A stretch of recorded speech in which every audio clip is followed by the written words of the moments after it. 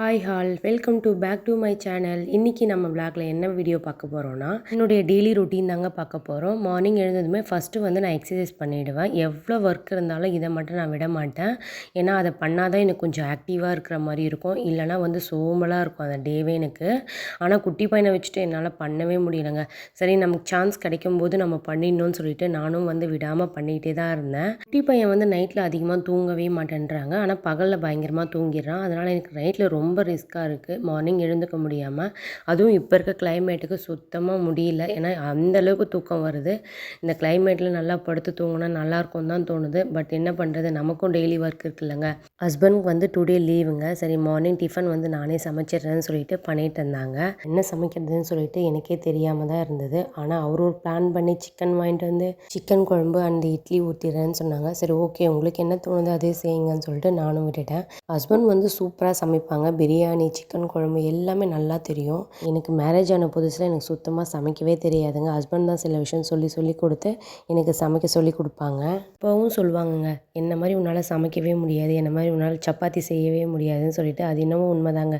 அவங்கள மாதிரி என்னால் கண்டிப்பாக செய்ய முடியாது. அவங்க எப்போ சமைச்சாலும் அவ்வளோ ஸ்லோவாக அவ்வளோ பொறுமையாக சமைப்பாங்க. அந்தளவுக்கு பொறுமை எனக்கு கிடையாதுங்க. நமக்கு வந்து குழந்தை இருக்கான், அவனை பார்த்துக்கணும், ஃபாஸ்ட்டாக சமைச்சிட்டு வெளியே போகணும் கிச்சனை விட்டுன்னு சொல்லிட்டு நம்ம இதை தாங்க எதிர்பார்த்துட்ருப்போம்.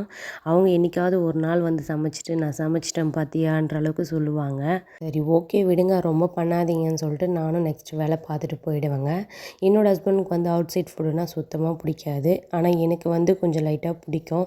ஏன்னா வந்து எப்பவும் ஒரே சாப்பாடு சாப்பிட்றோம், நம்ம கையாலே சமைச்சு நம்மளே சாப்பிட்றது எனக்கு சுத்தமாக பிடிக்காதுங்க. எது செஞ்சாலும் நல்லாயிருக்கும், டேஸ்ட்டாக இருக்குன்னு சொல்லிட்டு தாங்க சாப்பிடுவார். ஆனால் வந்து எனக்கு அது சாப்பிட்டா எனக்கு என்னடா இது, நம்மளே சமைச்சு நம்மளே சாப்பிடணுமா, நமக்கு யாராச்சும் சமைச்சு கொடுக்க மாட்டாங்களான்னு தோணும். நமக்கெல்லாம் யாருங்க சமைச்சு கொடுக்க போகிறாங்க, நமக்கு வந்து எப்பவுமே ஹோட்டல் தான். அதனால தாங்க எப்பயாச்சும் நாங்கள் ஹோட்டலில் போய் சாப்பிடுவோம். அப்போவும் ஹஸ்பண்ட் சொல்லுவாங்க, இந்த காசுக்கு நம்ம அழகாக வீட்டிலேயே சமைச்சு சாப்பிட்லான்னு சொல்லிட்டு. எனக்கும் புரியும். பட் வந்து என்ன பண்ணுறது, நமக்கு ஒரே மாதிரி சாப்பிட்றது நமக்கு பிடிக்கல, சிலருக்கு அது பிடிக்கும். என்னுடைய பையனுக்கு எப்போவும் நான்வெஜ் தாங்க வேணும். எனி டைம் நான்வெஜ் இல்லாமல் இருக்க முடியாது. அது நல்லா சாப்பிட்டு பழகிட்டால் நான்வெஜ் இல்லாமல் யாராலையுமே இருக்க முடியாதுங்க. அதனால தான் அவனும் வந்து எனி டைம் நான்வெஜ் கேட்டுகிட்டே இருப்பான். என்னோட குட்டி பையனுக்கு வந்து நான் என்ன சமைக்கிறனோ அதே கொடுத்துருவேன். நாங்கள் வந்து சிக்கன் குழம்பு வச்சாலும் அதே ஊற்றி அதே கொடுத்துட்டாலும் அதே சாப்பிட்ருவான். அவனும் நல்லா டேஸ்ட் பார்ப்பாங்க. டேஸ்ட்டு நல்லா இருந்தால் நல்லாவே சாப்பிட்ருவான். டேஸ்ட்டு கொஞ்சம் கம்மியாச்சுன்னா கூட சாப்பிட மாட்டான். இப்போ இருக்க பசங்களுக்கு நல்லா டேஸ்ட்டாக தாங்க இருக்கணும்னு நினைக்கிறாங்க. இல்லைனா வந்து தொடக்கூட மாட்டேன்றாங்க.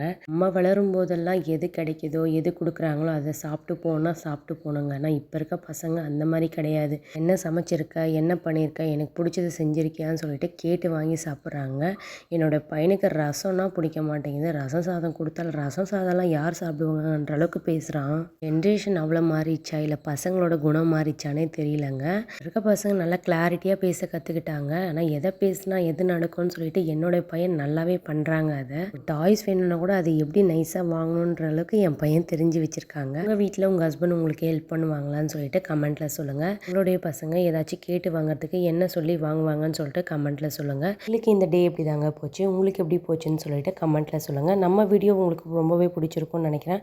பிடிச்சிருந்தா இந்த மாதிரி இன்ட்ரெஸ்டிங்கான வீடியோஸ் பார்க்க புதுசாக பார்க்குறவங்க தான் நம்ம சேனலை சப்ஸ்கிரைப் பண்ணுங்கள். தேங்க்யூ, பாய்.